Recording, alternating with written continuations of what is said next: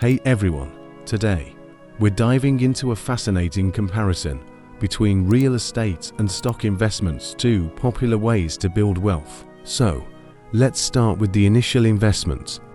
Typically, real estate has a higher barrier to entry. You usually need a big down payment, plus closing costs and ongoing maintenance. It can add up quickly. For many first-time buyers, that can feel overwhelming. But if you're committed and do your research, it can be a rewarding journey. On the flip side, investing in stocks is much more accessible. You can start with just a few dollars, which makes it a great option for new investors who want to dip their toes in. You can easily set up an account and start buying shares, even if you're just experimenting to see how the market works. Now, let's chat about cash flow. Real estate can provide steady rental income, which many people find really appealing.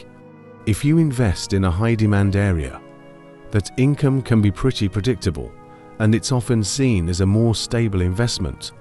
Plus, there's the added bonus of property appreciation over time, which can significantly boost your returns. Stocks can offer dividends too, but they're often a bit hit or miss. Some stocks pay generous dividends, while others don't pay anything at all. This means that if you're relying on stock investments for cash flow, you might be in for some surprises. So, if you're looking for consistency, real estate usually has the edge. Another thing to consider is liquidity. Real estate is notoriously illiquid. Once you invest in a property, selling it can take time, especially in a down market. You might be waiting weeks or even months to find a buyer, which can be super frustrating if you need cash fast. It's essential to plan ahead and ensure you have a financial cushion if you're heavily invested in real estate. With stocks, though, you can trade almost instantly. A few clicks, and you can buy or sell shares, giving you immediate access to your funds. That kind of flexibility can be a big advantage if you ever need quick liquidity.